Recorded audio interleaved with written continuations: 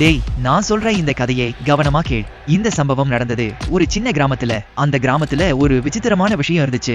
ஒவ்வொரு அமாவாசை இரவும் ஒரு பழைய கருப்பு பேருந்து கிராமத்துக்குள் வரும். ஆனா அந்த பேருந்துல ஏறுறவங்க அடுத்த நாள் அந்த இரவுல நடந்ததை மறந்துடுவாங்க. முதல்ல யாரும் நம்பல. ஆனா கிராமத்துல இருந்த பெரியவர்கள் எல்லாரும் இரவு 11 மணிக்கு பிறகு வெளியே போகாதீங்கன்னு வார்னிங் கொடுப்பாங்க. அந்த கிராமத்துல தான் விக்னேஷ் என்ற பையன் இருந்தான். அவன் ரொம்ப கியூரியஸ். எதுலயும் மிஸ்டரி இருந்தா கண்டுபிடிக்கணும்னு நினைப்பான். ஒரு நாள் டியூஷன் முடிஞ்சு லேட் ஆயிடுச்சு. வெளியே வந்தப்போ மழை ஆரம்பிச்சிருச்சு. ரோட்ல யாருமே இல்ல. விக்னேஷ் மட்டும் பேக் எடுத்துக்கிட்டு சீக்கிரமா நடந்துட்டு இருந்தான். அப்போ திடீர்னு தூரத்துல இருந்து ஒரு பெரிய ஹார்ன் சவுண்ட்.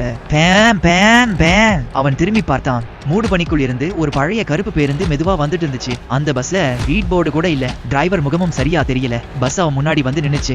கதவு மெதுவா திறந்துச்சு. கீச்சு உள்ள இருந்து கண்டக்டர் வெளியே வந்தான். அவன் மெதுவா சொன்னான், தம்பி ஏறு, உன் வீட்டு வழியா தான் போறோம். விக்னேஷுக்கு கொஞ்சம் பயம். இல்ல அண்ணா, நான் நடந்தே போயிடுறேன். அந்த நேரம் தந்தர் அடிச்சிச்சு. மழை இன்னும் அதிகமாச்சு. கண்டக்டர் சிரிச்சிட்டு மீண்டும் சொன்னான், இந்த மழையில நீ வீட்டுக்கு போக முடியாது. விக்னேஷ் கொஞ்சம் யோசிச்சான். அப்புறம் மெதுவா பஸ்ஸுக்குள் ஏறினான். உள்ளே போன உடனே அவனுக்கு ஏதோ வித்தியாசமா தோணிச்சு. முழு பஸ்மும் அமைதி, யாரும் பேசல. எல்லாரும் நேரா முன்னாடி மட்டும் பார்த்துட்டு இருந்தாங்க. பஸ் லைட் குட் ஃபிளிக்கர் ஆகிட்டு இருந்துச்சு. விக்னேஷ் ஒரு சீட்ல உட்கார்ந்தான். அப்போ அவன் பக்கத்துல இருந்த ஒரு வயசான பாட்டி மெதுவா சொன்னாங்க, பையா 12 மணி ஆகிறதுக்கு முன்னாடி இறங்கிடுக்கு. விக்னேஷ் அதிர்ச்சியா பார்த்தான். ஏன் பாட்டி? ஆனா அந்த பாட்டி அதுக்கப்புறம் எதுவும் பேசல. பஸ் வேகமா போயிட்டு இருந்துச்சு. விக்னேஷ் ஜன்னல் வழியா வெளியே பார்த்தான். ஆனா அவன் கிராமமே தெரியல. அதுக்கு பதிலா பழைய கால வீடுகள், மூடுபனி வெள்ளை ஆடையில மக்கள் சிலர் அவனை பார்த்துட்டே நின்னாங்க. விக்னேஷ் பயந்துட்டான். இது என்ன இடம்? அவன் கண்டக்டர் கிட்ட ஓடி போய் கேட்டான், அண்ணா என் வீடு இந்த வழி இல்ல. கண்டக்டர் மெதுவா சிரிச்சான். இப்போ நீ வீட்டுக்கு போற வழியில இல்ல தம்பி. அந்த நேரம் பஸ் திடீர்னு நின்னுச்சு. லைட் முழுக்க ஆஃப்.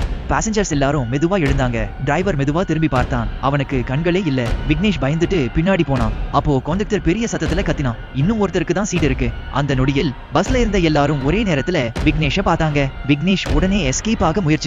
அப்போ அந்த பாட்டி ஒரு பழைய செயின் அவன் கையில் கொடுத்தாங்க. இதை எடுத்துட்டு குதிச்சிடு. விக்னேஷ் உடனே ஜன்னல் வழியா வெளியே குதிச்சான்.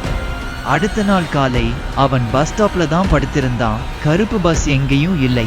ஆனா அவன் கையில அந்த பழைய செயின் மட்டும் இன்னும் இருந்துச்சு. அதுக்கப்புறம் ஒவ்வொரு அமாவாசை இரவும் அந்த ஹார்ன் சத்தம் மட்டும் இன்னும் கேட்குதாம். பேம் பேம் பேம். மோரல்: தெரியாத விஷயங்களில் அளவுக்கு மீறிய ஆர்வம் ஆபத்தை ஏற்படுத்தலாம். பெரியவர்கள் சொல்வதை சில நேரங்களில் கவனமாக கேட்க வேண்டும்.